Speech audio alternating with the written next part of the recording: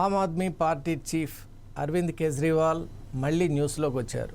ఈసారి ఢిల్లీ హైకోర్టు ఇచ్చినటువంటి ఒక డైరెక్టివ్ ప్రకారం కోర్టులో హాజరు కావాల్సినటువంటి నేపథ్యంలో నాకు ఢిల్లీ కోర్టులో ఉన్నటువంటి ఆ particular bench constituting justice Swarnakant Sharma ఆ బెంచ్ యొక్క జస్టిస్ డెలివరీ మీద నాకు నమ్మకం లేదు కాబట్టి అక్కడికి వెళ్ళటానికి నిజంగా ఇష్టపడటం లేదు. దాని బదులుగా నేను నా రిప్రజెంటేషన్ ఒక లాయర్ను కూడా పంపించడం లేదు.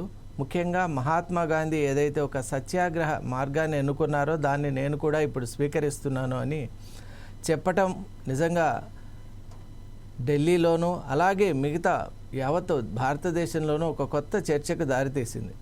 అసలు ఒక వ్యక్తి జస్టిస్ గురించి మాట్లాడటం సమంజసమేనా, అలాగే can we really ask for the recusal of a judge అనేటువంటిది కూడా ఒక లీగల్ ఐటమ్గా ఇప్పుడు ఒక లీగల్ పాయింటర్గా ఇప్పుడు లీగల్ సర్కిల్స్లో కానివ్వండి, అలాగే జనంలో చాలామంది కూడా ఈ విషయాన్ని గురించి మాట్లాడుకుంటూ ఉన్నటువంటి నేపథ్యంలో మనం కూడా ఈ విషయాన్ని చర్చించే ప్రయత్నం చేద్దాం. 2021, 22లో ఢిల్లీలో జరిగినటువంటి ఆ లిక్కర్ కేసు ఏదైతే ఉందో అందులో అరవింద్ కేజ్రీవాల్ను కింగ్ పిన్గా పేర్కొన్నారు. దానికి ముఖ్య కారణం అక్కడ ముడుపులు భారీగా అందాయని, అలాగే ఆ అమౌంట్ నిజంగా వచ్చినటువంటి సోర్సెస్ ఏంటి, మోర్ దెన్ 100 crores, అది ఎలా ఈ యొక్క పార్టీస్కి చేరింది, ముఖ్యంగా headed by Arvind Kejriwal and his party. అలాగే గోవాలో జరుగుతున్నటువంటి ఎన్నికల సమయంలో ఈ ఫండ్స్ అన్నీ కూడా ఆమ్ ఆద్మీ పార్టీ తరఫున ప్రచారం కోసం వినియోగింపబడ్డాయనేటువంటి కొన్ని ఆధారాలు కూడా సేకరించామని సిబిఐ ఒక కేసును ఛార్జ్షీట్ చేసింది. మరి సిబిఐ ఎప్పుడైతే ఛార్జ్షీట్ చేసిందో ఈ ప్రొసీడింగ్స్ జరుగుతున్నటువంటి నేపథ్యంలోనే ఒక ఇంట్రెస్టింగ్ ఒక టర్న్ అరౌండ్ కూడా జరిగింది. అదేంటంటే ఎన్ఫోర్స్మెంట్ డైరెక్టరేట్ కూడా ఈ పర్టికులర్ కేసులో మనీ లాండరింగ్ జరిగింది, అంటే prevention of money laundering act అనేటువంటిది చాలా ప్రధానమైన యాక్ట్ మనకు భారతదేశంలో. మరి ఆ యాక్ట్ ప్రకారం కూడా కేజ్రీవాల్ను ఛార్జ్ షీట్ ఫైల్ చేశారు. మరి ఈ రెండు కేసెస్ కూడా సిబిఐ ఏదైతే భారీ ముడుపులు, కాన్స్పిరసీ, అలాగే లిక్కర్ పాలసీలో ఫేవరెటిజం, వీటికి సంబంధించి ఒక కేసు రన్ అవుతున్న నేపథ్యంలోనే కన్కరెంట్గా సైమల్టేనియస్గా ఈడీ కూడా ఫైల్ చేసినటువంటి కేసు కూడా మూవ్ అయింది. ఇవన్నీ కూడా మనకు ఢిల్లీ ట్రయల్ కోర్టులో కొనసాగుతున్నటువంటి నేపథ్యంలో మనం చూసాం, అరెస్టులు జరిగాయి, అలాగే డిఫరెంట్ సిచ్యువేషన్స్ అండ్ సినారియోస్ మనం చూసాం. కేజ్రీవాల్ పదవిలో నుంచి దిగిపోవడం, అలాగే అతను జైలు పాలు కావడం, మళ్ళీ ఇప్పుడు ఈ యొక్క ట్రయల్ కోర్ట్ ఏదైతే తీర్పు ఇచ్చిందో February 2026 సిబిఐ ఇచ్చినటువంటి ఆధారాలు అంత ఎవిడెన్షియల్ మెటీరియల్ నిజంగా ఈ కేసులో అరవింద్ కేజ్రీవాల్ యొక్క పాత్రతను నిరూపించలేకపోతున్నాయని చెప్పడం చేత యాక్విటల్ అంటే విడుదల చేయడం జరిగింది. మరి విడుదల అనంతరం అరవింద్ కేజ్రీవాల్ బయటకు వచ్చిన తర్వాత సత్యం గెలిచింది అనేటువంటి ఒక ప్రచారం కూడా దేశం నలుమూలలో కూడా చేయటం, అనేక వేదికలపైకి రావటం కూడా జరిగింది. మరి ప్రస్తుతం ఇప్పుడు ఎన్ఫోర్స్మెంట్ డైరెక్టరేట్ ఏమంటోందంటే అసలు ఆ కేసులో నుంచి బయటకు వచ్చిన తర్వాత మనీ లాండరింగ్ అనేటువంటి విషయంలో ఇంకా తుది తీర్పు రాలేదు కాబట్టి ఢిల్లీ హైకోర్టును అప్రోచ్ చేయడం, మళ్ళీ సిబిఐ కూడా కన్కరెంట్గా ఢిల్లీ హైకోర్టులో సేమ్ ప్రొసీడింగ్స్ కోరడం ఇప్పుడు మనం చూస్తూ ఉన్నాం. అయితే ఇప్పుడు వచ్చినటువంటి ఇష్యూ ఏంటంటే జస్టిస్ స్వర్ణకాంత్ శర్మ ఇప్పుడు నిజంగా హైలైటర్గా ఇక్కడ నిలిచిపోయారు ఈ కేసులో. ఎందువల్ల అంటే ఈ కేసు ఎవరైతే సిబిఐ ఛార్జ్షీట్ చేశారో, ఎవరైతే మూవ్ చేస్తున్నారో వారికి ఉన్నటువంటి ప్యానల్ ఏదైతే ఉందో ఆ ప్యానల్లో 2 లాయర్లు స్వర్ణకాంత్ శర్మ వాళ్ళ సన్స్గా అక్కడ మనకు తెలుస్తోంది. అంటే the children of justice Swarnakant Sharma are a part and parcel of the panel constituted by CBI.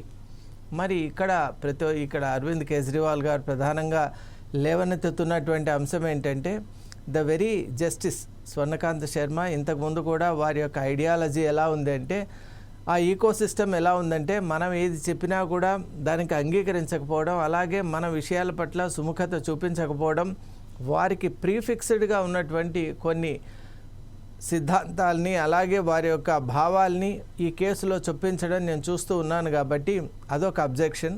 ఇక రెండవది ఏంటి అంటే స్వర్ణకాంత్ శర్మ వాళ్ళ చిల్డ్రన్ 2 కూడా సిబిఐ యొక్క ప్యానల్లో ఉండటం, అలాగే ఎవరైతే ఈ తుషార్ గారు ఉన్నారో సొలిసిటర్ తుషార్ గారు ఈ కేసును ఇన్ఫ్లుయెన్స్ చేస్తూ ఉండటం, ఇవన్నీ ఫ్యాక్టర్స్ ఎప్పుడైతే నేను చూస్తున్నానో ఢిల్లీ హైకోర్టులో నాకు జస్టిస్ దొరకడం అనేటువంటిది నిజంగా అది సాధ్యం కాదు అని నా మనసు చెప్తున్నటువంటి నేపథ్యంలో నేను న్యాయ వ్యవస్థను గౌరవిస్తాను. ఎందువల్ల అంటే నాకు రూస్ అవెన్యూ కోర్ట్ అంటే ఢిల్లీ ట్రయల్ కోర్టు నన్ను నిర్దోషిగా ప్రకటించింది. అలాగే నాకు అర్లియర్ బెయిల్ కూడా ఇచ్చినటువంటి నేపథ్యంలో నాకు న్యాయ వ్యవస్థను, నేను భారతదేశంలో ఉన్న వ్యవస్థను గౌరవిస్తున్నాను. కానీ ఈ పర్టికులర్ జడ్జి విషయంలో మాత్రం సత్యం అనేటువంటిది నాకు లభించకపోవచ్చు, జస్టిస్ అనేది నాకు జరగకపోవచ్చు అని నేను భావిస్తున్న నేపథ్యంలో నేను ఒక రకంగా ఐఎమ్ టేకింగ్ ఏ యూటర్న్. నేను మళ్ళీ సత్యాగ్రహం వైపు వెళ్తున్నాను. అంటే I will not accuse anybody, కానీ silently I will move away from this court.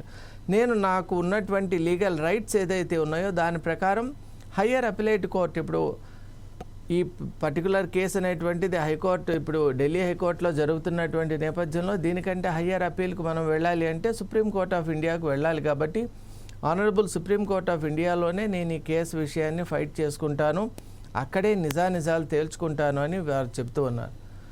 మరి ఇక్కడ ఒక సెంట్రల్ పాయింట్ అనేటువంటిది ఏంటంటే, ఒక పార్టీ లీడర్ కానీ, అలాగే ఒక సెలబ్రిటీ కానివ్వండి, లేదా ఒక కామనర్ కానివ్వండి, జస్టిస్ సిస్టంలో ఈ విధంగా అడగటం అనేది ఎంతవరకు సమంజసం? జస్ట్ బికాజ్ ఆయన ఒక earlier ex CM of Delhi కాబట్టి అతను అడగవచ్చు, ఒక పార్టీ చీఫ్ కాబట్టి ఆయన అడగవచ్చు అని మనం అందామా? లేకపోతే అసలు మన కాన్స్టిట్యూషన్ ప్రకారం ఈ విధమైనటువంటి ప్రొవిజన్స్ ఉన్నాయా? ముఖ్యంగా how can we ask for the recusal of a justice? ఒక సిట్టింగ్ జడ్జిని మనం ఈ కేసులో ఈ పర్టికులర్ జడ్జి కనుక ఉంటే నాకు న్యాయం జరగదు కాబట్టి జడ్జిని మార్చాలి అని మనం కోరేటువంటి అవకాశం ఉందా అనేది ఇప్పుడు ఒక పెద్ద చర్చ. నిజంగా మనం చూసినట్టయితే మన లీగల్ సిస్టమ్ అనేటువంటిది చాలా పకడ్బందీగా, అలాగే ఒక పద్ధతిగా వ్యవహరిస్తూ ఉన్నటువంటి నేపథ్యంలో మనం చూసాం.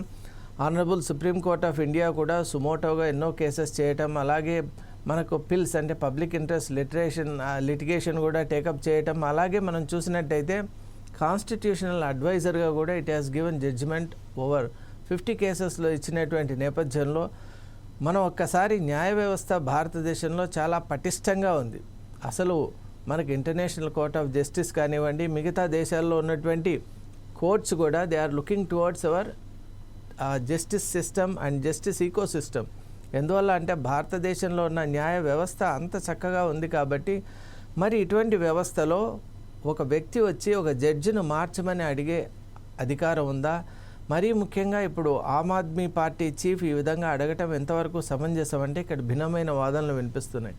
ముఖ్యంగా ఆమ్ ఆద్మీ పార్టీ చీఫ్ ఎందుకంటే తాను ఒక కేసులో ఇంప్లికేట్ అయి ఉన్నాడు, అలాగే తన పదవిని కూడా పోగొట్టుకునేటువంటి ఒక ప్రమాదం కలిగింది, అలాగే తన పార్టీలో కూడా అనేక రకాలైనటువంటి చీలికలు ఆ తర్వాత వచ్చాయి. కాబట్టి వీటన్నిటినీ సైడ్ చేస్తూ పర్సనల్గా అతను ఆ విధంగా ఫీల్ అవుతున్నాడు అని న్యాయ వ్యవస్థ కూడా అనుకుంటోంది. ఎందువల్ల అంటే జస్టిస్ అనే ఒక పదానికి అర్థం ఏంటంటే ఈక్వాలిటీ అని.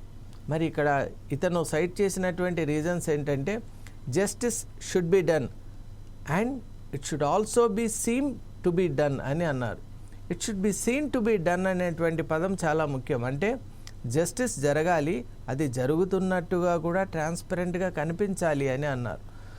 మరి ఈ విషయాన్ని నిజంగా న్యాయ వ్యవస్థ చాలా సీరియస్గా తీసుకున్నది. ఎందువల్ల అంటే జస్టిస్ అనేటువంటిది ఎవరిని ఉద్దేశించి కానీ ఎవరి కోసమో కానీ వచ్చినటువంటి నేపథ్యం కాదు.